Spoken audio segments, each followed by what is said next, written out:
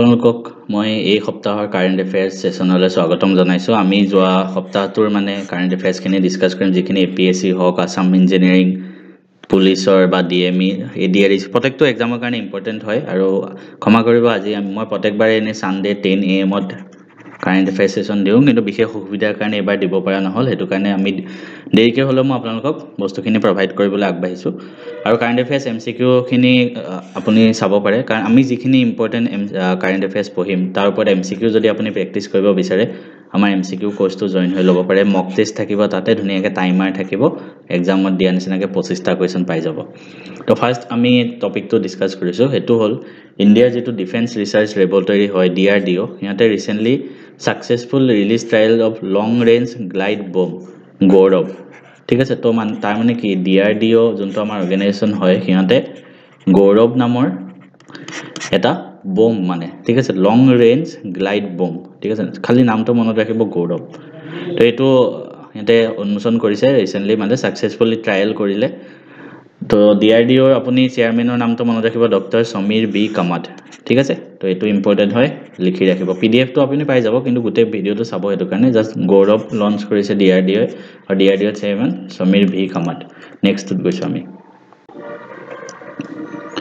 Next আমি আৰু এটা ৰিপৰ্টৰ বিষয়ে পঢ়িম, হেতু হ'ল the state of social protection report. ঠিক আছে, তো ফাৰ্স্ট অফ অল ৰিপৰ্ট পঢ়িলে আপোনালোকে ফাৰ্স্ট সদায় মন কৰিব, সেই ৰিপৰ্টটো কোনে পাব্লিছ কৰিছে। এইটো যোনটো state of social protection report publish কৰিছে কোনে, ৱৰ্ল্ড বেংকে।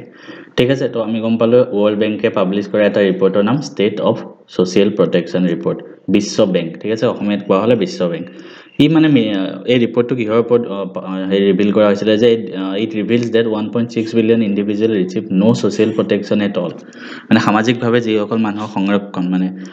প্ৰটেকশ্যন মানুহৰ 1.6 বিলিয়ন মানুহৰ প্ৰটেকশ্যন নাই। ঠিক আছে, তো ৰিপৰ্টটোতকৈ বেছি আমি এতিয়া ফ'কাছ কৰিম ৱৰ্ল্ড বেংকৰ ওপৰত। ঠিক আছে, তো ৰিপৰ্টটোৰ বিষয়ে আৰু অলপ যদি ডিটেইলছত পঢ়োঁ, over 80% of the people in low' income countries lack access to social protection. মানে 80%তকৈ বেছি মানুহ ছ'চিয়েল প্ৰটেকশ্যন নাই ইন ল' ইনকাম কাণ্ট্ৰিজ। ঠিক তেনেকৈ লোৱাৰ মিডল ইনকাম কাণ্ট্ৰিজতো more than 30%ত নাই তেনেকৈ। তো এতিয়া আমি ৱৰ্ল্ড বেংকটোৰ ওপৰত যদি বেছিকৈ ভালকৈ ডিটেইলছত পঢ়িব যাওঁ, অসমীয়াত যাক কোৱা হয় বিশ্ব বেংক। ৱৰ্ল্ড বেংক একচুৱেলি 5টা অৰ্গেনাইজেশ্যনৰ দ্বাৰা বনা হৈছে। তো ফাৰ্ষ্ট অফ অল ৱৰ্ল্ড বেংকটো 5টা অৰ্গেনাইজেশ্যন কি আছে চাওক। এই 5টা, প্ৰথমটো হ'ল IBRD, গোটেইকেইটাৰ ফুল ফৰ্ম আপোনালোকে মনত ৰাখিবলৈ চেষ্টা কৰিব, international bank for reconstruction and development. Next IDA, international development association. IFC, international finance corporation. MIGA, MICA, multilateral investment guarantee agency. And ICSID, international centre for settlement of investment dispute. তো world বেংকৰ 5টা যি organisation আছে, গোটেইকেইটাৰ 5টা আপুনি নামকেইটা আৰু ফুল ফৰ্মকেইটা মুখস্থ ৰাখিব, বহীত লিখি ল'ব পাৰে। এতিয়া ৱৰ্ল্ড বেংকৰ কাম কি? World bank is an international financial institution that provide loan and grants to the government of low' and middle income countries for the purpose of economic development. মানে ৱৰ্ল্ড বেংকে যিবিলাক ল' ইনকাম কাণ্ট্ৰি বা middle income country যিবিলাক চৰকাৰ, সিহঁতক loan প্ৰদান কৰে। আমাৰ ভাৰতেও কেতিয়াবা বিশ্ব বেংকৰ পৰা লোন লয়। তো তেনেকৈ মানে বেলেগ বেলেগ দেশত লোন দিয়ে ৱৰ্ল্ড বেংকে। আৰু এইটো এষ্টাব্লিছ কেতিয়া কৰাইছিলে, with the international monetary fund. World bank আৰু IMF, ইণ্টাৰনেশ্যনেল মনিটাৰী ফাণ্ড, একেলগে এষ্টাব্লিছ কৰা হৈছিলে 1944 চনত। ঠিক আছে, আৰু ৱৰ্ল্ড বেংকৰ হেডকোৱাৰ্টাৰ ক'ত আছে, পৰীক্ষাত আহিব পাৰে, সেইটো হ'ল ৱাশ্বিংটন DC। আমি যি অৰ্গেনাইজেশ্যন নপঢ়োঁ, সদায় হেডকোৱাৰ্টাৰ আপোনালোকে চাই যাব। আৰু বৰ্তমান ৱৰ্ল্ড বেংক গ্ৰুপৰ প্ৰেছিডেণ্ট কোন হয় যদি সোধে, তেওঁ হ'ল অজয় বাংগা। সেইটোও মনত ৰাখিব। তো আমি ৱৰ্ল্ড বেংকৰ বিষয়ে গোটেইখিনি ডিটেইলছ একেবাৰতে পঢ়ি দিছোঁ। নেক্সট আৰু এটা এতিয়া SAVE, চেভ, এইটো US-ত এপ্লাই কৰা হৈছে। গতিকে প্ৰথম কথা, চেভ এক্ট ক'ত আহিছে, US-ত। চেভ নামৰ এখন আইন, ফুল ফৰ্মটো হ'ল safeguard American voter eligibility act. তো ফুল ফৰ্মতে সোমাইছে আমেৰিকাত, ছেফগাৰ্ড আমেৰিকান ভোটাৰ এলিজিবিলিটি। তাৰ মানে কি যে US-ত এতিয়া যিহেতু ডনাল্ড ট্ৰাম্প আহি গ'ল ৰাষ্ট্ৰপতি হিচাপে, তেওঁ মেণ্ডেট কৰি দিলে যে US citizenship for voter registration লাগিব। মানে মানুহে যদি ভোটাৰ ৰেজিষ্ট্ৰেশ্যন কৰিব যায়, ভোটাৰ কাৰ্ড বনাব যায়, তেওঁক US-ৰ চিটিজেনশ্বিপ থকা মানে প্ৰমাণ পত্ৰ লাগিব, তেতিয়াহে পাব ভোট দিবলৈ আমেৰিকা ইলেকশ্যনত। ঠিক আছে, তো এইটোৱে হ'ল চেভ এক্টটো, তাতকৈ বেছি ডিটেইলছত আমি যোৱা নাই। আকৌ মই কৈ দিওঁ মাজতে, যিসকলে APSCৰ CSETৰ কাৰণে পঢ়ি আছে, তেওঁলোকৰ কাৰণে মই ধুনীয়াকৈ এটা কোৰ্স প্ৰস্তুত কৰিছো য'ত আপোনালোকে টপিক ওয়াইজ ম্যাথছ ৰিজনিং পাব তাৰপৰে ৰিডিং কম্প্ৰিহেনশন তারপরে চেপ্টার ওয়াইজ মক টেস্ট থাকিব ধুনিয়াকে একদম এক্সাম দিয়া নিচিনাকে জাস্ট 399 হৈ আছে দামটো হয়তো বাঢ়ি যাব পাৰে সোনকালে জয়েন কৰি লওক আৰু লিংকটো ডেসক্ৰিপচনত থাকিব 30 ডেজ আমি ক্লাস কৰিম 30 ক্লাস আৰু গোটেইখিনি মই খতম কৰি দিম নেক্সট আৰু এটা আমাৰ নিউজ হেতু হল সেন্টাৰ এনহেন্সেস মেটেৰিয়েল কষ্ট বাই 9.5% আন্ডাৰ দ্য পিএম পোষণ স্কিম পিএম পোষণ এটা স্কিম আছে আগতে সকলোৱেটো জানে মিড ডে মিল স্কিমটো আমাৰ স্কুলত যে মিড ডে মিল স্কিম থাকে হেতুকে নামটো সলনি কৰি দিয়া হৈছিল 2021 চনত পিএম পোষণ স্কিম নাম কৰা হৈছিল তো নিউজটো বেছি ইম্পৰ্টেন্ট নহয় নিউজটো আন্ডাৰত কি চৰকাৰে 9.5% কষ্টটো মানে ইনক্ৰিজ কৰি দিছে তো ফুল ফৰ্মটো এটো মানে ফুল জন্তু স্কিমৰ নাম প্ৰধানমন্ত্ৰী পোষণ শক্তি নিৰ্মাণ স্কিম আগতে মিড ডে মিল স্কিম বুলি কোৱা হৈছিল তো মনত ৰাখিব নামটো সলাই দিয়া হৈছে আৰু it serves students from balvatika to class 8 on all school days প্ৰত্যেকটো স্কুল দিনত balvatikar পৰা class 8 লৈকে প্ৰত্যেক গৰাকী শিক্ষাৰ্থীৰ কাৰণে মিড ডে মিল স্কিমটো আছিল আৰু এটা ইম্পৰ্টেন্ট পইণ্ট যে ভাৰত চৰকাৰে কি কৈছে যে ডিবিটি মানে ডাইৰেক্ট বেনিফিট ট্ৰান্সফাৰ ডাইৰেক্ট যোনজনী বেনিফিচিয়াৰী হ'ব যোন তেওঁৰ বেংক একাউণ্টত যাব মানে ইয়াৰ যিমানবিলাক compensation to the cooks and helpers under the scheme তো এই স্কিমৰ আন্ডাৰ যিসকল কুক আছে বা হেল্পাৰ তেওঁলোকৰ যি চৰকাৰে যি পইচা দিয়ে হেতু ডাইৰেক্ট তেওঁলোকৰ বেংক একাউণ্টত যাব নেক্সট এটা নিউজ আমি এটো আপোনালোকে হেৰি স্পেচিছটো দেখিছে তামিলনাডুত পোৱা গৈছে এটো ঠিক আছে তামিলনাডু এটো স্পেচিছ ভেড়া ছাগলীৰ নিচিনা যাৰ নাম হল ভেম্বুৰ শিপ ঠিক আছে তো তামিলনাডুত আছে আৰু নিউজটো কি নিউজটো মই ফাৰ্স্ট কৰিছো ইঞ্জিনিয়াৰিয়াছ hair ship breed in Tamil Nadu faces threat from industrial plan মানে যেহেতু ঔদ্যোগিক বিস্তাৰ হৈ আছে তামিলনাডু তাৰ কাৰণে এই জন্তু ভেম্বুৰ শিপ নামৰ যেটো জন্তু আছে সিহঁতৰ অস্তিত্বৰ প্ৰতি সংকট আহি পৰিছে আৰু তাৰ ফলতে এই নিউজটো আহিছে তাতকে বেছি ইম্পৰ্টেন্ট আমি এই বিশেষ জন্তুটোৰ বিষয়ে পঢ়ুৱা হকচোন নামটো হল ভেম্বুৰ শিপ লোকেলি কি বুলি জনা হয় তামিলনাডুত পট্টুৱাডু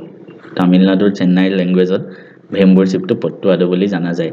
is a unique indigenous breed found in Tamil Nadu however the proposed Sipcot industrial project retained its existence by encroaching on vital grazing lands মানে এই ভেড়া ছাগলীটো যত ঘাঁহবন খায় সেই ঘাঁহবনখিনি মানে ধ্বংস কৰি দিয়া হৈছে এটা ইন্ডাষ্ট্ৰিয়েল প্ৰজেক্টৰ কাৰণে তামিলনাডুত আৰু এইটো কাৰণে ইহঁতৰ বংশ বৃদ্ধি বা ইহঁতৰ বংশৰ ওপৰত সংকট আহি পৰিছে This breed is vital for local farmers and is one of the 5 indigenous hair sheep breed in Tamil Nadu. ঠিক আছে আৰু এই ব্ৰিডটো অফিচিয়ালি ৰিকগনাইজড ইন 2007 ত এই ব্ৰিডটো ৰিকগনাইজ কৰা হৈছিল গোটেইখিনি পইণ্ট আপোনালোকে মনত ৰাখিব তাৰ পিছত থাৰ মানে গাড়ী কথা কোৱা নাই থাৰ মানে কৈছে থৰ মৰুভূমি ৰাজস্থানৰ থৰ মৰুভূমি আমি নৰমালি কি জানো মৰুভূমি মানে শুকান জেগা তাৰ একো ঘাঁ বন নাই অকল দূৰ দূৰণিলৈকে অকল ধূলি বালি হৈ থাকে কিন্তু ৰিসেন্টলি এটা ষ্টাডি কৰা গৈছিল য'ত দেখা গৈছে যে remarkable transformation over the past 2 decade যে 38% increase in greening annually primarily due to enhanced monsoon rainfall and agricultural expansion মানে থৰ মৰুভূমিত 38% ইনক্ৰিজ হৈছে গ্ৰীনিং মানে গছ গছনি 38% ইনক্ৰিজ হৈ গৈছে থৰ মৰুভূমিত আৰু তাৰ মেইন কাৰণ আছিল যে আজি বৰষুণ হয় মনসুন ৰেইনফল হেতু বেছি দিনলৈকে হৈ আছে আৰু এগ্ৰিকালচাৰাল এক্সপানশন হৈ আছে তাৰ কাৰণে তাৰপিছত এটা নিউজ আহিছে আমাৰ ওচৰত যে ওয়াৰ্ল্ডৰ first 3D printed train station এটো দিছে পুৰা ট্ৰেইন ষ্টেচনটো 3D প্ৰিন্ট কৰি দিয়া হৈছে নিউজটোত মনত ৰাখিব কোত এই 3D প্ৰিন্টেড ট্ৰেইন ষ্টেচনটো আছে জাপানত কোনটো ট্ৰেইন ষ্টেচন নামটো মনত ৰাখিব হাটসুশিমা কোনটো বেসিক পইণ্ট নিউজ কেনেকৈ পঢ়িব লাগে মই আপোনালোকক শিকাই আছো জাপানত কৰা হৈছে ওয়াৰ্ল্ডৰ first 3D printed train station আৰু হাটসুশিমা নামৰ ট্ৰেইন ষ্টেচনটো হেতু কৰা হৈছে তাৰপিছত আৰু এটা নতুন নিউজ হেতু হল Kerala and Tamil Nadu will jointly conduct এ নীলগিৰি টাৰ সেন্সাস ইন এপ্ৰিল এটো জন্তু নীলগিৰি টাৰ এটো হল কেৰালা আৰু তামিলনাডু ঠিক আছে আৰু এটো তামিলনাডু ষ্টেট এনিমেলো হয় তামিলনাডুৰ ষ্টেট এনিমেল ৰাজ্যিক পশু কি নীলগিৰি টাৰ ফুল ফৰ্ম সাইন্টিফিক নেমটো হল নীলগিৰি ট্ৰেগাস হাইলোক্ৰিয়াছ সাইন্টিফিক নেমটো মনত ৰাখিব পাৰিলে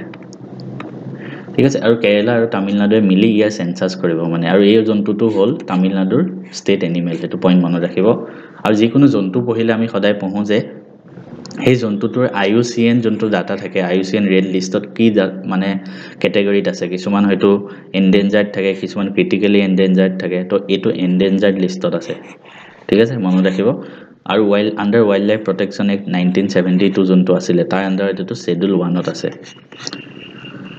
তারপরে ইয়ার আগত এটা প্রজেক্ট লঞ্চ করেছিল নীলগিরি তার project this aims to conserve Tamil Nadu state animal through scientific survey radio telemetry and রিইন্ট্রোডাকশন into historical habitat মানে এটা প্রজেক্ট টু লঞ্চ করেছিল তার আন্ডাৰত ইয়াক সংৰক্ষণ কৰিবৰ কাৰণে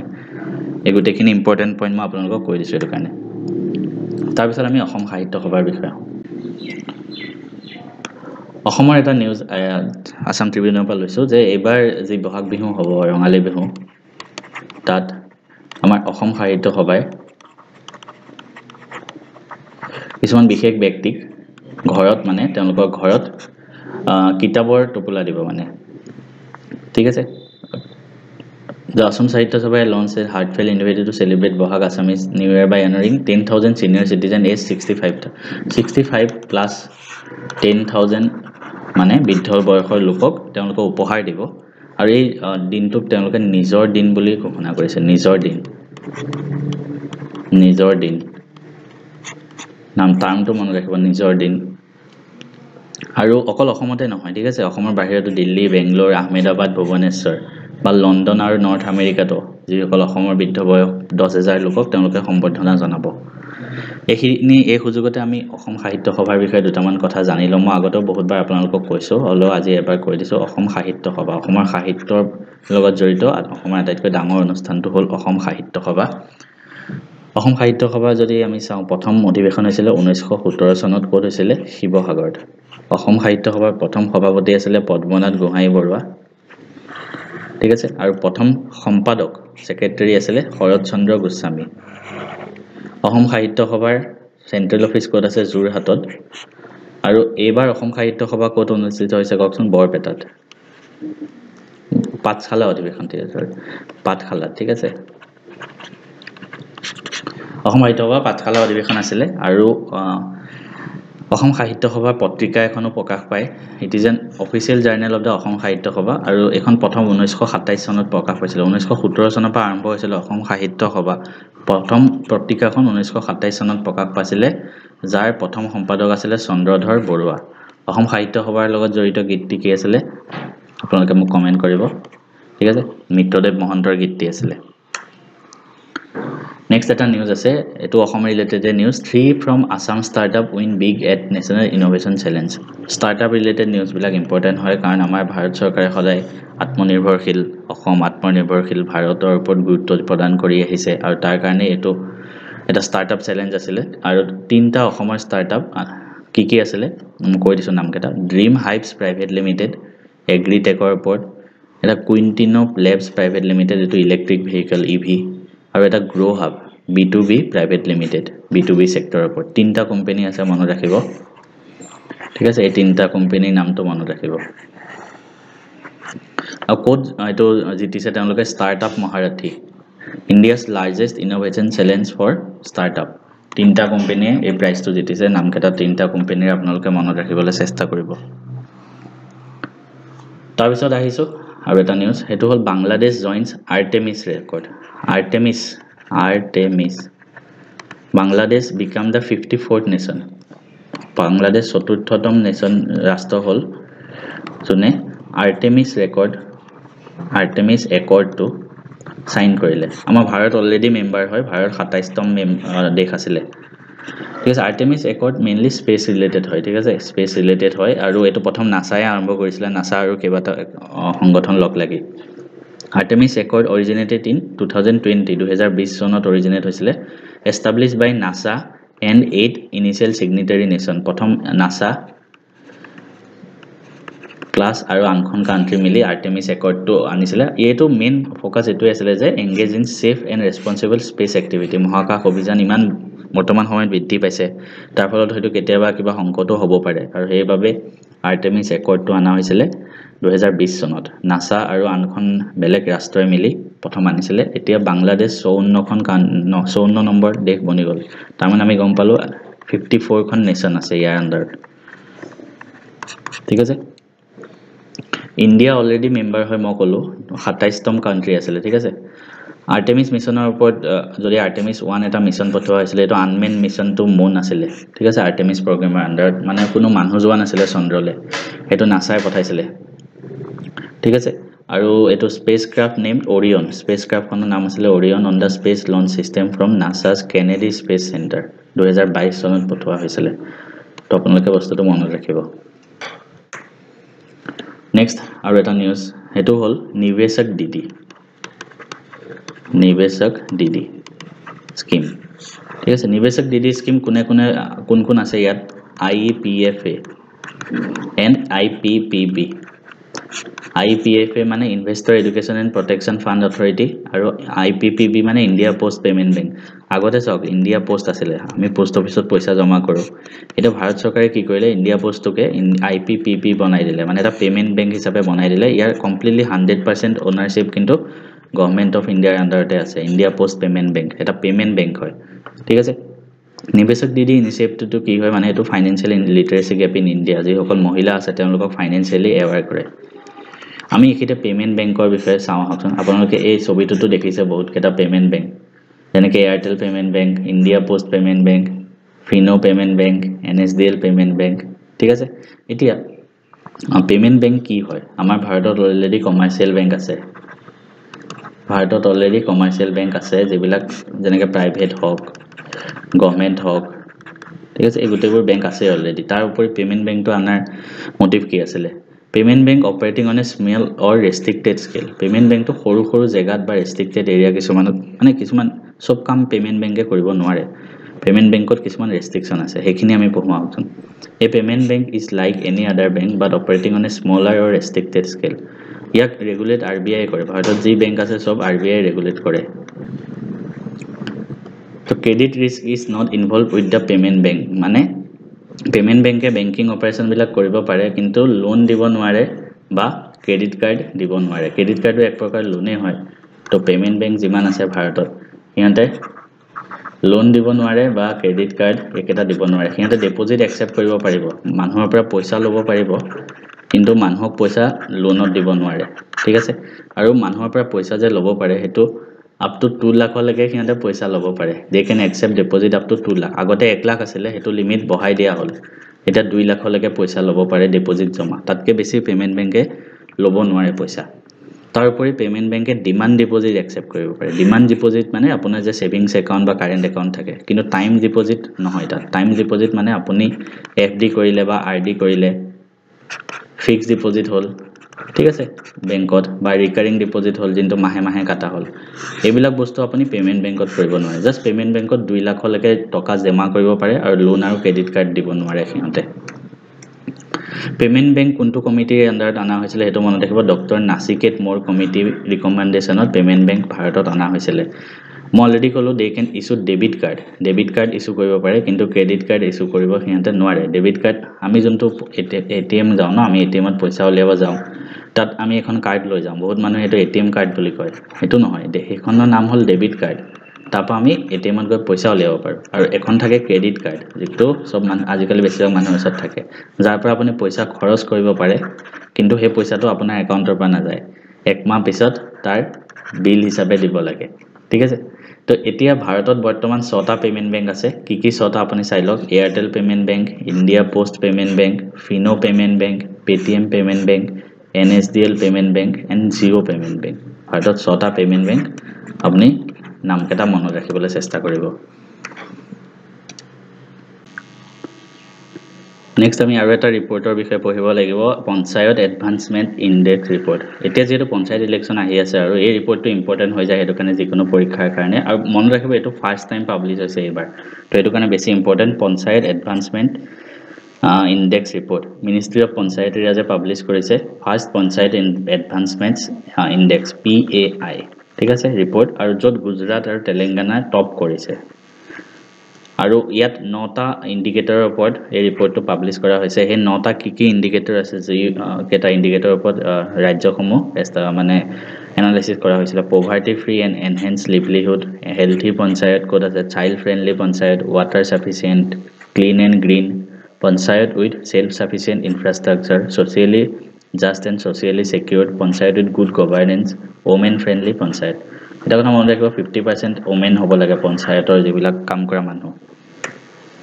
ইয়াৰ হাইলাইট খিনি যদি মই চাও হাইলাইট খিনি আপোনালোকে নিজে চাই ল'ব একবাৰ মই লগ কৰি দিছো ফ্ৰন্ট ৰানাৰ্স 699 পঞ্চায়ত গুজৰাট আৰু তেলেংগানা গুজৰাট নাম্বাৰ 1ত আছে এই ইনডেক্সটোৰ মতে আৰু সেকেন্ডত তেলেংগানা হৈছে য'ত head highest number of panchayat scoring between 75 to 90 ঠিক আছে তো 75 to 90 ৰ ভিতৰত স্কোৰ মানে ইয়াতে স্কোৰ দিয়া হৈছে 75 to 90 ৰ ভিতৰত স্কোৰৰ মতে গুজৰাট আৰু তেলেংগানা হাইয়েষ্ট আৰু এচিভাৰ ক্যাটাগৰী এটা দিয়া হৈছিল 90 প্লাস স্কোৰ গুজৰাট আৰু তেলেংগানা 75 ৰ পৰা 90 ভিতৰত পাইছে কিন্তু 90 প্লাস স্কোৰ কোনেও নাপালে no panchayat was able to attain the top tier achiever status ঠিক আছে এখিনি ডাটা আপোনালোকে মনত ৰাখিব তাৰপিছত এটা নতুন আৰু এটা স্কিম মানে পালনা আঁচনি এটো ইনিশিয়েট কৰা হৈছিল 2022 চনত aims to enhance child care for working mothers in India ঠিক আছে আৰু এটো লঞ্চ কৰা হৈছিল under the sub scheme Samarthya of mission Shakti তো পালনা স্কিম যে সকল ওয়াৰ্কিং মাদাৰ্স আছে তেওঁলোকে নিজৰ শিশুসকলক কেনেকৈ চোৱাচিতা কৰিব তাৰ কাৰণে এটো লঞ্চ কৰা হৈছিল আৰু ইয়াৰ ফাইনান্সিং তো অলপ স্ট্ৰাকচাৰটো বেলেগ হয় normally যেবিলাক জেনাৰেল ষ্টেট আছে তাৰ কাৰণে 60:40 মানে 60:40 হয় 60% সেন্ট্ৰাল গভৰ্নমেন্টে দিয়ে আৰু 40% ষ্টেট গভৰ্নমেন্টে দিয়ে আৰু কিছুমান ষ্টেটত 90:10 হয় north eastern state and special category state আমাৰ নৰ্থ ইষ্টৰ ষ্টেট বিলাকত 90% সেন্ট্ৰালে দিয়ে আৰু কিছুমান ষ্টেটত 100% সেন্ট্ৰালে দিয়ে কোড দিয়ে য'ত union territories without legislative receive 100% funding ঠিক আছে এটো হল পালনা স্কিমৰ বিষয় তাৰপিছত এটা নতুন স্পেচিছ ফাউন্ড কৰা হৈছে নতুন ল্যান্ড স্নেল এলেইছে তো এটো এটা নতুন স্পেচিছ ফাউন্ড কৰা হৈছে ইণ্ডিয়াৰ কোড মহাৰাষ্ট্ৰত কংকন ৰিজনত ফাউন্ড কৰা হৈছে নতুনকৈ এটো মানে আৱিষ্কাৰ কৰিছে ইণ্ডিয়া আৰু লণ্ডনৰ সাইন্টিষ্ট বিলাকে মিলি ইয়াৰ সাইন্টিফিক নেমটো মনত ৰাখিব এটো নেক্সট নিউজত যাও আমি পিএম মুদ্ৰা যোজনা's পাৰফৰম্যান্স নিউজতকে বেছি আমি আসনিটো পঢ়িম পিএম মুদ্ৰা কিয় হৈছিল কিয় লঞ্চ কৰা হৈছিল চাও পিএম মুদ্ৰা প্ৰথম 2016 চনত আসনিটো লঞ্চ কৰা হৈছিল It continues to evolve as a key initiative for promoting entrepreneurship in India. আৰু এই PM মুদ্ৰা যোজনা আসনিৰ মূল উদ্দেশ্য আছিল ইজি কোলেট্ৰেল ফ্ৰী মাইক্ৰো ক্ৰেডিট দিয়া মানে কোলেট্ৰেল ফ্ৰী মানে কোনো বন্ধকত মানে বস্তু থব নালাগে মানে মৰ্টগেজ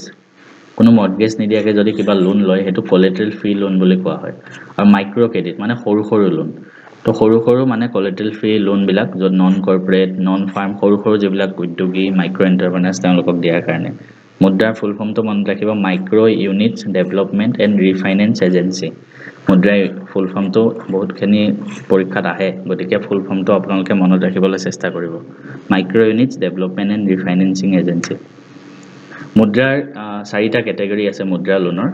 এইকেইটা মই ইয়াত দি দিছো এই গুটেকেইটা কিন্তু ইম্পৰ্টেন্ট হয় প্ৰথমটো শিশু তাৰপিছতো কিশোৰ সব প্ৰথমতে এজন শিশু থাকে মানুহ তাৰপিছত কিশোৰ অৱস্থাত যায় তাৰপিছত তৰুণ অৱস্থাত যায় তাৰপিছত তৰুণ প্লাস আৰু ডাঙৰ হৈ গ'ল মানে তো শিশুৰ আন্ডাৰত 50,000 টকা লৈকে লোন দিয়া হয় কিশোৰ ক্যাটাগৰীত 50,000 ৰ পৰা 5 লাখ লৈকে লোন দিয়া হয় তৰুণ ক্যাটাগৰীত 5 লাখৰ পৰা 10 লাখ আৰু তৰুণ প্লাস ক্যাটাগৰীত 10 লাখৰ পৰা 20 লাখ তাৰ মানে 0 to 50,000 এটা 50,000 to 5 লাখ এটা 5 লাখ to 10 লাখ এটা আৰু 10 লাখ to 20 লাখ এটা কিশোৰ তৰুণ আৰু তৰুণ প্লাস গুটেকেইটা আপোনালোকে মনত ৰাখিব ঠিক আছে next amalgamation of IRBs in India এটো আগতে এবাৰ ভাৰত চৰকাৰে কৰিছিল ৰিসেন্টলি আকৌ কৰিছে মানে বেংক বিলাকো এনেকৈ মাৰ্জ হৈ থাকে এতিয়া IRB বিলাক মাৰ্জ কৰিছে IRB ফুল ফৰ্ম হল ৰিজনাল ৰুৰেল বেংক যাৰ মিনিং হল যেবিলাক গ্ৰামীণ বেংক আছে অসমত এই আসনিটো মানে যেটো এমালগেমেশন হৈছে তাৰ প্ৰভাৱ নকৰে কাৰণ কিয় আমাৰ অসমত অলৰেডি এটাই গ্ৰামীণ বেংক আছে এটো হল কি আমাৰ অসমৰ AGVB আসাম গ্ৰামীণ বিকাশ বেংক ঠিক আছে AGVB কিন্তু কিছুমান ষ্টেটত 2-3টা গ্ৰামীণ বেংক আছিল ভাৰত চৰকাৰে কি কৰিলে সেই 2-3টা মানে প্ৰত্যেকখন ৰাজ্যতে কিছুমান ৰাজ্যত হয়তো 2টা থাকে কিছুমান 4টা তো জিনবিলাক ৰাজ্যত 2-3টা বা 4টা আছে সেইবিলাক মানে 2-3টা মিলাই এটাই বনাই দিছে মানে এখন ৰাজ্যত এটাই IRB one state one IRB এটো মে 1 তাৰিখৰ পৰা ইনিচিয়েটিভ ভাৰত চৰকাৰে লৈছে আৰু 15টা এনেকৈ ৰিজনাল ৰুৰেল বেংক এমালগেমেশন কৰিছে মানে যোন ৰাজ্যত এটাতকে বেছি গ্ৰামীণ বেংক আছে সেইবিলাক মিলাই পেলাই এটাই বনাই দিছে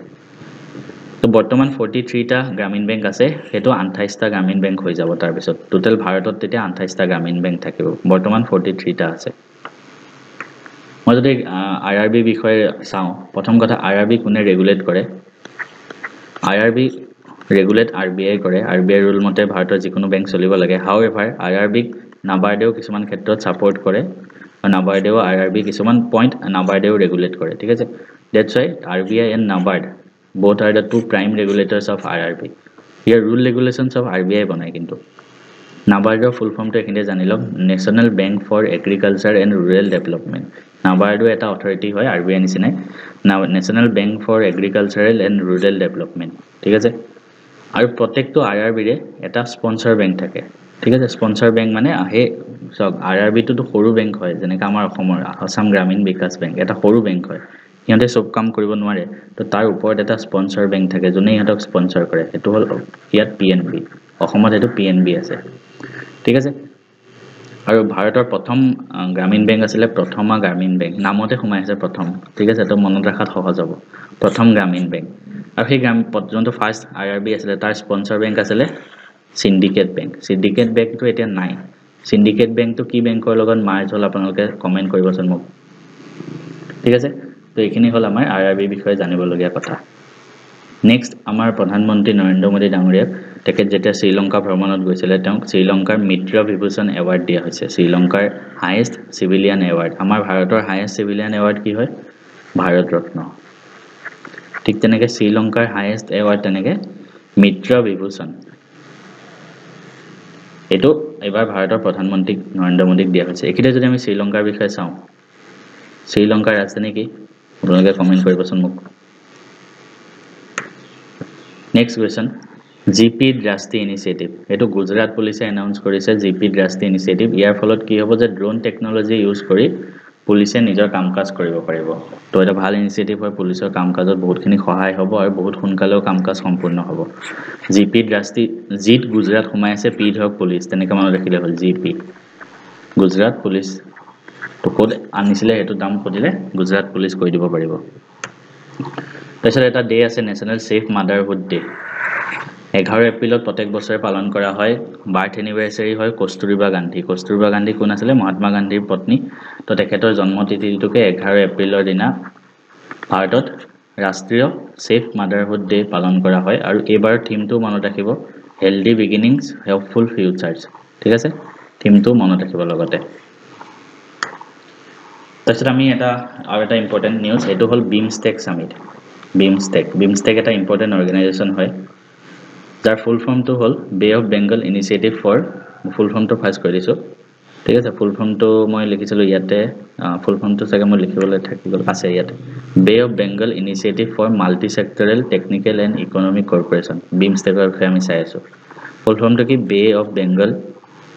initiative for multi sectoral technical and economic cooperation মানে বে অফ বেংগলৰ কান্ট্ৰি বিলাকৰ কাৰণে ঠিক আছে ইয়াত 7খন কান্ট্ৰি আছে 7খন মেম্বাৰ কান্ট্ৰি আছে মনত ৰাখিব 7খন দেশ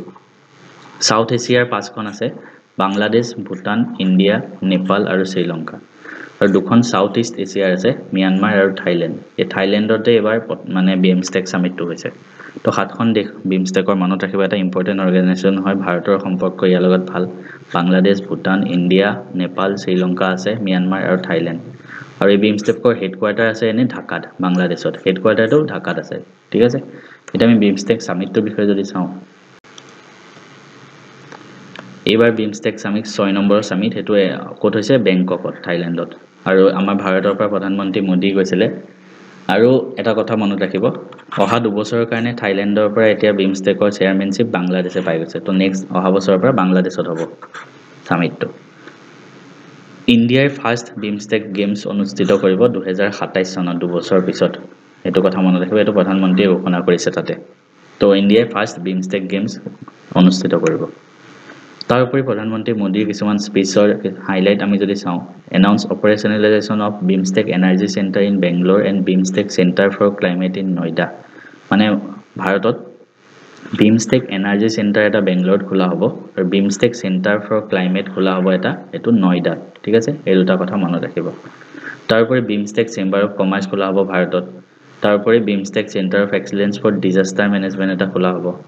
ইয়াৰ উপৰি fourth joint disaster management exercise এটো ভাৰতত পতা হ'ব 2025ত ইয়াৰ উপৰি পিএম মোদীয়ে এটা বোধি ইনিচিয়েটিভ লঞ্চ কৰিছে বোধি ফুল ফৰ্মটো হ'ল BIMSTEC for organised development of human resource infrastructure তো এই পিএম মোদীৰ বহুত স্পিচত যিকেইটা পইণ্ট কৈছে এইকেইটা বিমস্টেক ৰিলেটেড এইকেইটা আপোনালোকে মনত ৰাখিব তাৰপিছত ৰামায়ণ এটা বস্তু আছে সেইটো হ'ল মানে কিছুমান পিকচাৰ হয় এটা ৰামায়ণৰ ৰিলেটেড ঠিক আছে আৰু এতিয়া যেহেতু বিমস্টেকৰ কাৰণে গৈছিল মোদী তো তেতিয়া থাইলেণ্ডত এটা আইচ নাম ৰিলিজ কৰিছে থাইলেণ্ড গভৰ্ণমেণ্টে তাৰ নামটো হ'ল ৰামাকিয়ন থাই ৰামায়ণ হয় মুৰেল পেইন্টিংছ হয় মানে এনেকুৱা ৰামায়ণ ৰিলেটেড নামটো মনত ৰাখিব আৰু কিহৰ ৰিলেটেড কোড লঞ্চ কৰিছে থাইলেণ্ডত ঠিক আছে একেটা বস্তু মনত ৰাখিব ইয়াৰ পিছত এটা বস্তু বহুত নিউজত আছে গভৰ্ণৰৰ পাৱাৰ এখন ৰাজ্যৰ ৰাজ্যপালৰ মানে কি পাৱাৰ থাকিব লাগে সুপ্ৰিম কোৰ্টত বহুত কিছুমান কেছ চলি আছে তো তাৰ ওপৰতে আমি নেক্সট নিউজটো আপোনালোকৰ লগত আলোচনা কৰিবলৈ গৈ আছো প্ৰথম কথা গভৰ্ণৰৰ পাৱাৰ কিহত আছে সেইখিনিৰ লগত এটা আৰ্টিকেল আছে সেইখিনি আমি চাওঁ সো ইয়াতে আৰ্টিকেল 163 এইটো কনস্টিটিউশনৰ ভাৰতীয় সংবিধানৰ অনুচ্ছেদ 163 কি কয় যে it deals with the powers of the governor generally তো জেনাৰেলি গভৰ্ণৰ আমাৰ ৰাজ্যপাল হ'ল এখন ৰাজ্যৰ সাংবিধানিক মুৰব্বী এখন ষ্টেটৰ সাংবিধানিক মুৰব্বী কোন সেই ষ্টেটখনৰ গভৰ্ণৰ যোনজন আমাৰ অসমৰ গভৰ্ণৰ কোন হয় আপোনালোকে কমেন্ট কৰিবচোন আৰু ঠিক তেনেকৈ এখন দেশৰ সাংবিধানিক মুৰব্বী কোন হয় ৰাষ্ট্ৰপতি তো আৰ্টিকেল 163 অফ দ্য কনস্টিটিউশন গভৰ্ণৰৰ পাৱাৰৰ লগত ডিল কৰে ইয়াৰ উপৰি আৰ্টিকেল 200 আমাৰ সংবিধানৰ আৰ্টিকেল নম্বৰ 200 এ কি ডিল কৰে with the issue of granting assent to the bills ঠিক আছে তো গভৰ্ণৰে বিলছত যিবিলাক বিল আছে বিল প্ৰথম বিধানসভালৈ যায় তো বিধানসভাৰ পিছত গভৰ্ণৰৰ ওচৰত যায় ফৰ ফাইনেল মানে পাস কৰিবলৈ ঠিক আছে কিন্তু সেই পাস কৰাৰ অথৰিটিটো গভৰ্ণৰৰ আন্ডাৰত আছে as per the article number 200 of the constitution যেতে এখন বিল যিকোনো এখন বিধেয়ক বিধানসভাত উপস্থিত হ'ব তাৰ পিছত গভৰ্ণৰৰ ওচৰত যায় তো গভৰ্ণৰৰ ওচৰত চাৰিটা অপচন থাকে সেই বিলখনক লৈ তেখেতে কি কৰিব directly grant assent to the bill directly বিলখনত সহি কৰি দিব যে ওকে আছে সব তো বিলখন পাস কৰিব পাৰি বা উইথহোল্ড এসেন্ট টু দ্য বিলস বা বিলখন উইথহোল্ড কৰি দিব পাৰে যে বিলখন ৰিজেক্ট কৰি দিছে যে আমি এখন বিল ফাইনেল আনিব নোৱাৰো অৰ থাৰ্ড অপচন আছে ৰিটাৰ্ন দ্য বিল ফৰ ৰিকনসিডাৰেশন বা বিলখন ৰিটাৰ্ন কৰি দিব পাৰে আকৌ বিধানসভালে যে আপোনালোকে ৰিকনসিডাৰ কৰি চাওক ইয়াত কিবা শুদ্ধ কৰিব আছে ফোৰ্থ অপশন আছে reserve the bill for consideration of the president fourth option এটো যে বিলখন নিজৰ লগত ৰাখি থব পাৰে প্ৰেসিডেন্টৰ কনসিডাৰেশনৰ পিছত বিলখনত ফাইনেল অনুমোদন জনাব পাৰে তো চাৰিটা অপশন আছে আকৌ কৈ দিছো এখন বিল আহিল এখন ধৰক এটো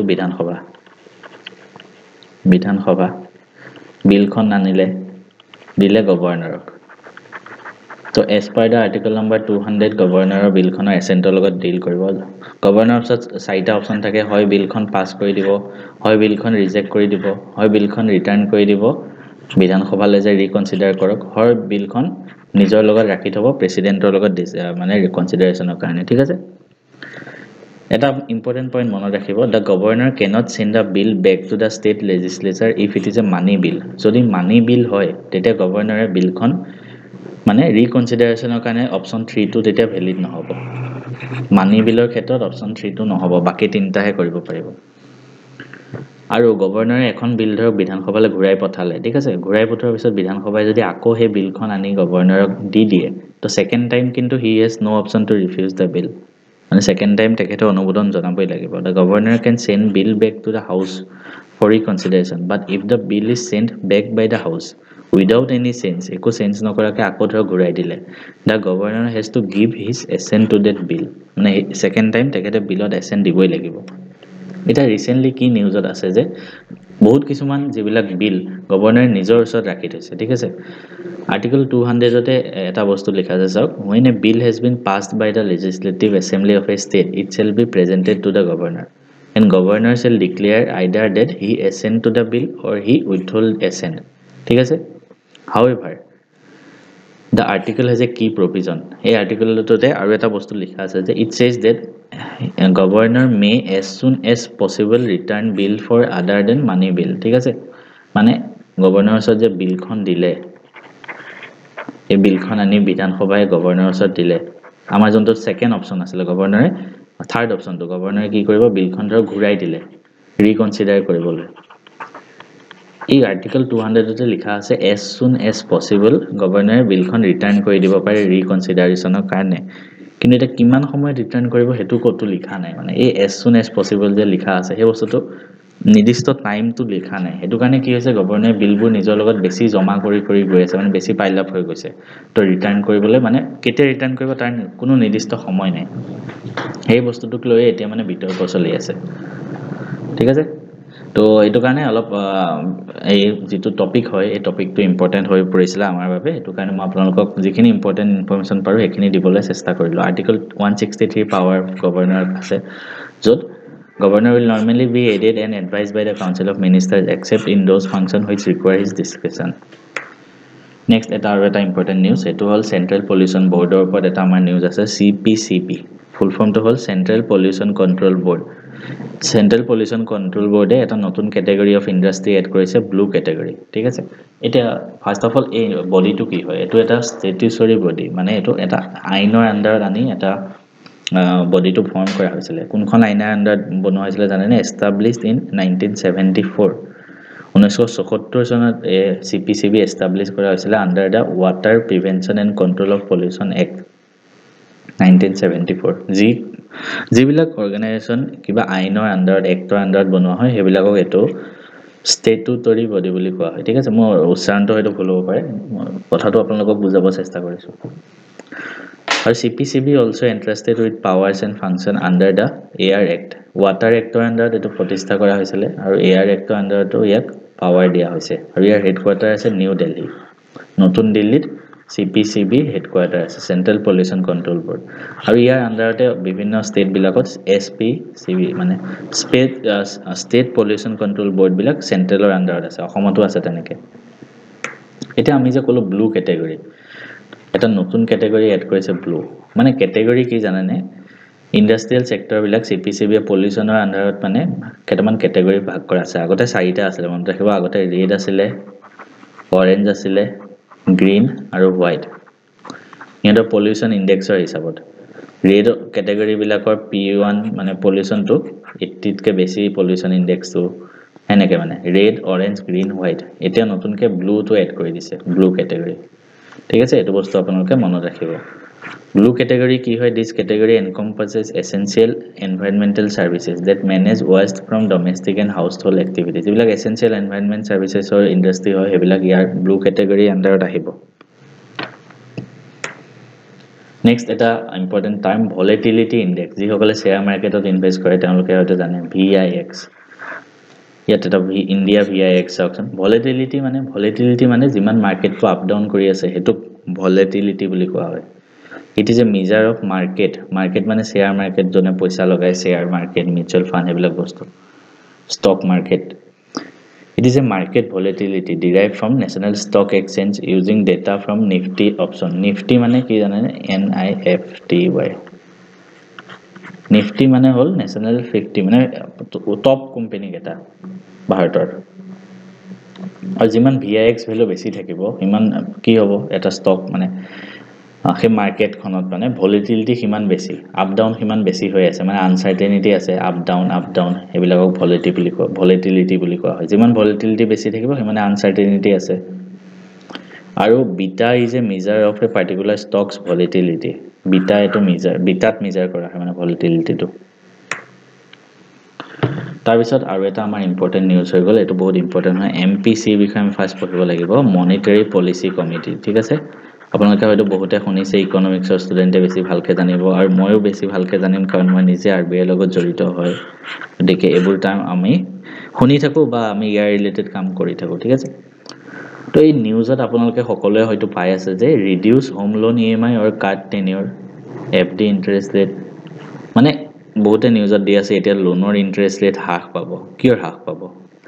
হ্ৰাস পাব জানেনে RBI cut the repo rate by 25 basis point to 6% to support economic growth মানে কি মানে হল repo rate বুলি এটা ৰেট আছে কি হয় মই কৈ আছো এই ৰেটটো আগতে 6.25 আছিল ইয়াৰ আগত এইবাৰ যেটো মনিটাৰী পলিচি কমিটিৰ বৈঠক হ'ল তাত এই ৰেটটো আৰু কমাই 6% কৰি দিলে তো বৰ্তমান ৰেপো ৰেট 6% এটা ৰেপো ৰেট কি হয় আপোনালোকে এটো জানিব বিচাৰিব ৰেপো ৰেট হ'ল মই আগতেও কৈছো rate at which RBI lends to bank মানে কি চাওক আপুনি নরমাল মানুহ আপুনি কোপা লোন লব বেংকপা বেংকে আপোনাক লোন দিব কিন্তু বেংককোটো নিজৰ কাম কৰিবলৈ লোন লাগিব তো বেংকক লোন কোনে দিয়ে জানেনে RBI প্ৰত্যেকটো বেংকৰে এটা এটা কাৰেন্ট একাউন্ট থাকে RBI ঠিক আছে মনত থাকিব আৰু বেংকক যেতিয়া পইচা দৰকাৰ হয় বেংকে RBI ওচৰত যাব RBI বেংকক লোন দিব এতিয়া বেংকে মানুহক লোন যোনটো দিয়ে তাৰ ৰেটটো বেলেগ বেলেগ হ'ব পাৰে প্ৰত্যেক বেংকৰ কাৰণে বেলেগ বেলেগ কিন্তু RBI যেটো বেংকক লোন দিয়ে হেতু এটা নিৰ্দিষ্ট ইন্টাৰেষ্টত লোন দিয়ে হেতু কোৱা হয় ৰেপো ৰেট মানে RBI বেলেগ বেংকক যেটো ইন্টাৰেষ্টত লোন দিয়ে হেতু এতিয়া 6% কৰি দিলে মানে কমাই দিলে তাৰ মিনিংটো কি হ'ল বেংকে কম ইন্টাৰেষ্টত লোন পালে মানুহকো কম ইন্টাৰেষ্ট ৰেটত লোন দিব ন কাৰণ বেংকে ইন্টাৰেষ্ট ৰেট কমত লোনটো পাই আছে তো মানুহকো কমাই দিব তাৰ ফলত কি হ'ব মানুহৰ মাজত পইচা বেছি আহিব ইকোনমিত মানি সাপ্লাইটো বেছি হ'ব ঠিক আছে তাৰ মানে RBI এনেকুৱা এটা পলিচি বনাইছে যাৰ ফলত ৰেপো ৰেট কমাই দিছে বেংকে লোন বেছি পাইছে বেংকে লোন বেছি ললে বেংকেও কম ইন্টাৰেষ্টত মানুহক দিব লোনটো তাৰ ফলত মানুহৰ ওচৰত মানি সাপ্লাই বেছি হ'ব আৰু এই টাইপৰ মনিটাৰী পলিচিটো কোৱা হয় একমোডেটিভ মনিটাৰী পলিচি বা এটো এক্সপানশন বুলিও কোৱা হয় ঠিক আছে একমোডেটিভ মনিটাৰী পলিচি মানে কি যে reserve bank of India refers to monetary policy য'ত the central bank মানে RBI aims to boost economic growth by increasing the money supply একমোডেটিভ মানে মানি সাপ্লাই ইনক্রিজ কৰিছে বেংকে কম ইন্টাৰেষ্টত লোন দিলে মানুহে বেছি লোন ল'ব তাৰ ফলত মানি সাপ্লাই বেছি হ'ব আৰু ইন্টাৰেষ্ট ৰেটটো লো হৈ যাব এটো কোৱা হয় একমোডেটিভ পলিচি RBI গভৰ্ণৰ বৰ্তমান কোন হয় সঞ্জয় মালহোত্ৰা মনত ৰাখিব ৰিজাৰ্ভ বেংকৰ গভৰ্ণৰ নতুন RBI ডেপুটি গভৰ্ণৰ 4 জন থাকে নতুনকে ডেপুটি গভৰ্ণৰ কোনে এপইন্ট হৈছে পুনম গুপ্তা ঠিক আছে RBI নতুন ডেপুটি গভৰ্ণৰ মনত ৰাখিব এটা মনিটাৰী পলিচি আমি বাৰে বাৰে পঢ়ি আছো মনিটাৰী পলিচি টাৰ্মটো কৈ আছো মনিটাৰী পলিচি কি হয় মনিটাৰী পলিচি হয় যে আমাৰ ভাৰতত যিবিলাক পলিচি ৰেট মই যেটো কলো ৰেপো ৰেট হক বেংক ৰেট হক আৰু বহুত বেলেগ বেলেগ ৰেট থাকে ইনফ্লেশন কন্ট্ৰোল ৰিলেটেড কাম হক হে গুটেবোৰ কাম কৰে মনিটাৰী পলিচি কমিটি নামৰ এখন কমিটি আছে এখন 2016 চনত ফৰ্ম হৈছিল তো এই 2016 চনত মনিটাৰী পলিচি ফৰ্ম হয় য'ত 6 জন মানুহ মিলি ডিসিশন লয় ঠিক আছে ৰেট ৰিলেটেড কিন্তু 2016 এৰ আগলৈকে অকল RBI গভৰ্ণৰ জনে সকলো ডিসিশন লৈ আছিল তাৰ পিছত 2016 চনৰ MPC বনোৱা হ'ল মনিটাৰী পলিচিত মই কলো অলৰেডি 6 জন মানুহ থাকে 6 জন মানুহৰ 3 জন থাকে RBI পৰা 3 জন থাকে গভৰ্ণমেন্ট অফ ইন্ডিয়া তাৰ ফলত বায়াসনেস নহয় আৰু ভোটিংত কাম হয় ঠিক আছে যিকোনো এটা ডিসিশন লোৱাৰ আগতে এই গুটে কেজনে ভোট দিব আৰু মেজৰিটিয়ে যত ভোট দিব হেতুৱে ডিসিশন হ'ব কিন্তু কিবা ডিসিশন লবলৈ গল ধৰক তাত 3 জন RBI মানুহে বেলেগ এটা ডিসিশন দিলে 3 জন গভৰ্ণমেন্টৰ মানুহে বেলেগ ডিসিশন দিলে তাৰ ফলত টাই হৈ গল ই সমান সমান ভোট পাই গল তেতিয়া কি হ'ব যদি টাই হয় RBI governor will have the deciding vote মানে ultimately power to RBI তাতে আছে এনেকুৱা কিছুমান যদি পলিচি আহি যায় 3 জন বেলেগ বেলেগ হৈ যায় opposite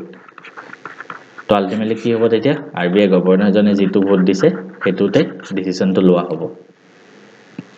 monetary policy review every second মান্থত কৰা হয় ঠিক আছে মনত ৰাখিব আমি নেক্সট এটা নিউজত গৈছো এটো হল Tripura government has decided to organize যাত্ৰা উৎসৱ ত্ৰিপুৰা গভৰ্ণমেন্টে যাত্ৰা উৎসৱ পাতিব এটো জাস্ট মনত ৰাখিব যাত্ৰা উৎসৱ ক'ত পাতিব আৰু যাত্ৰা উৎসৱ এনে ফক থিয়েটাৰ হয় বেংগল আৰু উৰিষ্যা আৰু বেংগলৰ ফক থিয়েটাৰ ফেষ্টিভেল হয় যাত্ৰা উৎসৱ আপোনালোকে দেখিছে এটো আৰু its origin can be traced to the rise of Vaishnavism and Bhakti movement in the 16th century ঠিক আছে নেক্সট আৰু এটা নিউজ হেতু হল ৰাষ্ট্ৰসংঘ সকলোৱে জানে ইউনাইটেড নেশন আমি বাৰে বাৰে ৰাষ্ট্ৰসংঘৰ বিষয়ে আগতে পঢ়ি আহিছো এস্টাবলিশ কেতিয়া হৈছিল 1945 24 অক্টোবৰ হেতু কাৰণে 24 অক্টোবৰটো UN ডে হিচাপে সেলিব্ৰেট কৰা হয় নাও ৰাষ্ট্ৰসংঘৰ হেডকোৱাৰ্টাৰ আছে নিউয়ৰ্কত এটা ৰাষ্ট্ৰসংঘই কি কৈছে যে 2025 চনটো international year of quantum science and technology হিচাপে ঘোষণা কৰিছে মনত ৰাখিব 2025 চনটো কি বুলি international year of quantum science and technology quantum science আৰু টেকনলজিৰ বছৰ বুলি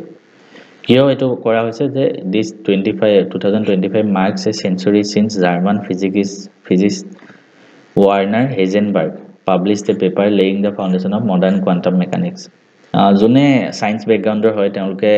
ক্লাছ 11 কেমিষ্ট্ৰিত এটা চেপ্টাৰ পঢ়িছিলে হয়তো এইটো ষ্ট্ৰাকচাৰ অফ এটম তো আমি এটা টাৰ্ম পঢ়িছিলোঁ হেজেনবাৰ্গ প্ৰিন্সিপল মোৰ মনত আছে ঠিক আছে হেজেনবাৰ্গ প্ৰিন্সিপল তো সেই তাতো কোৱান্টাম মেকানিক্সৰে পাৰ্ট আছিলে এইটো তো কোৱান্টাম মেকানিক্সৰ পিতৃস্বৰূপ ৱাৰ্নাৰ হেজেনবাৰ্গ তো তেখেতে মানে নোবেল প্ৰাইজ পাইছিলে ঠিক আছে 1932 চনত আৰু হেজেনবাৰ্গে এখন পাব্লিছ কৰিছিলে পেপাৰ মডাৰ্ণ কোৱান্টাম মেকানিক্সৰ মানে এখন ফাউণ্ডেশ্যন আছিলে সেইটো 2025 চনত 100 বছৰ কমপ্লিট হ'ল মানে পাব্লিছ কৰা সেইটো কাৰণে আৰু সেই তেখেতে মানে কোৱান্টাম মেকানিক্সৰ কাৰণে 1932 ত নোবেল প্ৰাইজ পাইছিলে নেক্সট এটা নিউজত দি আছে যে প্ৰধানমন্ত্ৰী মোদী বা সকলোৱে Mahatma ফুলে's legacy on his birth anniversary জন্ম জয়ন্তীত মহাত্মা ফুলেক সকলোৱে শ্ৰদ্ধা জনালে তো মহাত্মা ফুলে কোন হয় আমি তেখেতৰ বিষয়ে অলপমান পঢ়ো আহকচোন এই দুগৰাকী মানুহ দেখিছেনে দুইগৰাকী আমাৰ ভাৰতত দুগৰাকী প্ৰসিদ্ধ মানে সমাজ সেৱক আছিলে দুইগৰাকী পত্নী আৰু স্বামী হয় প্ৰথম আমি স্বামীগৰাকীৰ বিষয়ে পঢ়িম মহাত্মা জ্যোতিবা ফুলে ঠিক আছে তেখেতৰ জন্ম হৈছিল 1927 চনত এপ্ৰিলৰ 11 তাৰিখে তো এপ্ৰিলৰ 11 তাৰিখে এটো মানে 90 ইয়াৰ্ছ হ'ল ইন পুনেত হৈছিল আৰু তেওঁ বিলং টু মালি কাষ্টত হৈছিল পুনে মহাৰাষ্ট্ৰৰ বৰ্তমান য'ত আছে আৰু 1927 চনত হৈছিল He is renowned for his relentless fight against caste discrimination and gender inequality. তেখেতে সমাজ সেৱক হিচাপে মেইনলি কাম কৰিছিলে যিবিলাক কাষ্ট বেছ ডিসক্ৰিমিনেশন আছিল বৰ্তমান সময়তো আমি বহুত খিনি দেখিবলৈ পাওঁ ব্ৰাহ্মণসকলৰ মাজত বেছি আছে মানে বেয়া নাপাব কোৱাৰ কাৰণে ব্ৰাহ্মণ সমাজত তেওঁলোকে নিজতকে তলৰ কাষ্টৰ মানুহৰ তাত ভাত নাখায় তেওঁলোকৰ ল'ৰা ছোৱালী বিয়া পাতিব নিবিচাৰে তো বৰ্তমান এই বস্তুটো চলি আছে আৰু সেই তেখেতে মানে জ্যোতিবা ফুলে তেতিয়াই কাষ্ট ডিসক্ৰিমিনেশনৰ ওপৰত মাত মাতিছিল আৰু জেন্ডাৰ ইনইকুৱেলিটিৰ কাৰণে তেওঁলোকে মানে সংগ্ৰাম কৰিছিল মহাত্মা জ্যোতিবা ফুলে যদি আমি কন্ট্ৰিবিউশনৰ বিষয়ে চাব যাওঁ সত্যশোধক সমাজ 1973 চনত তেখেতে প্ৰতিষ্ঠা কৰিছিল society of truth seekers to promote social equality and challenge caste oppression social equality আৰু কাষ্ট বেছ ডিসক্ৰিমিনেশনৰ এগেইনষ্টত মানে তেওঁ মাত মাতিবৰ কাৰণে সত্যশোধক সমাজ বুলি এটা মানে অৰ্গেনাইজেচন তেওঁ ফাউণ্ড কৰিছিল তাৰ উপৰি তেওঁ ষ্ট্ৰংলি অপোজ কৰিছিল কাষ্ট সিস্টেম ঠিক আছে আৰু তেখেতৰ দ্বাৰা ৰচিত এখন ফেমাস গ্ৰন্থ নাম মনত ৰাখিব গোলমগিৰি ৰচনা কৰিছিল মহাত্মা জ্যোতিবা ফুলে যিখন মাৰাঠী ল্যাঙ্গুৱেজত লিখা হৈছিল কাৰণ তেওঁ মহাৰাষ্ট্ৰৰ আছিল তেখেতৰ পত্নীৰ নাম আছিল সবিত্ৰীবাই ফুলে মহাত্মা জ্যোতিবা ফুলেৰ পত্নীৰ নাম আছিল সবিত্ৰীবাই ফুলে She was the wife of Mahatma Jyotiba Phule. She became the first female teacher in India in 1848. Wow, 1848 ত ভাৰতৰ প্ৰথম গৰাকী মহিলা শিক্ষয়িত্ৰী আছিল মানে প্ৰথম গৰাকী শিক্ষয়িত্ৰী আছিল 1848 তে তেখেতে এখন স্কুল ওপেন কৰিছিল for girl education along with her husband আৰু তেখেত মানে ভাৰতৰ প্ৰথম মানে জেনেৰেশ্যনৰ ফেমিনিষ্ট বুলি কোৱা হয় মাইকী মানুহৰ কাৰণে তেওঁ বহুত কাম কৰিছিল তেওঁৰ লগত আৰু এগৰাকী মহিলাই কাম কৰিছিল ফাতিমা শেখ ঠিক আছে আৰু she was a colleague of সবিত্ৰীবাই ফুলে ফাতিমা শেখ যোন আছিল তেখেতক কনসিডাৰ কৰা হয় first Muslim women teacher of modern India তেখেতে ফুলে স্কুলতে পঢ়াইছিল ঠিক আছে নামকেইটা মনত ৰাখিব আৰু তেওঁলোকৰ কন্ট্ৰিবিউশন খিনি মনত ৰাখিব তো নেক্সট এটা নিউজ আছে একেটা আপোনালোকে এটো চাব ইউৰোপিয়ান এজেন্সিয়ে বায়োমাস মিশন এটা পঠাব তো বায়োমাস মিশন কি হয় মই লিখি দিছো আপোনালোকে পিডিএফ টোত চাই লব তেতিয়া আৰু কিছুমান টাৰ্ম আছে blue washing green washing AY washing কি হয় এটা টাৰ্ম নিউজত যেহেতু আহি আছে মই পিডিএফ টোত লগাই দিম আপোনালোকে ধুনিয়াকে তাৰ পৰা পঢ়ি লব পাৰিব ঠিক আছে আৰু পিডিএফ খিনি চাবলে আপুনি ম্যাথছ এণ্ড ফিজিক্স এপটো ডাউনলোড কৰি লব কমপ্লিটলি ফ্ৰীতে পাব তাৰপিছত ৰেজিষ্টাৰ কৰি লব যদি নাজানে ডেসক্ৰিপচনত ভিডিও এটা থাকিব চাই লব ৰেজিষ্টাৰ কৰাৰ পিছত আপুনি এপটো এনেকৈ দেখা পাব ইয়াতে ফ্ৰী মেটেৰিয়েলছত ক্লিক কৰিব ফ্ৰী মেটেৰিয়েলছত ক্লিক কৰিলে আপুনি কাৰেন্ট এফেয়াৰ্ছত যাব কাৰেন্ট এফেয়াৰ্ছ পাৰ্টত গলে আপুনি ধুনিয়াকৈ এই গোটেইখিনি পিডিএফ ইয়াতে পাই যাব থ্যাংক ইউ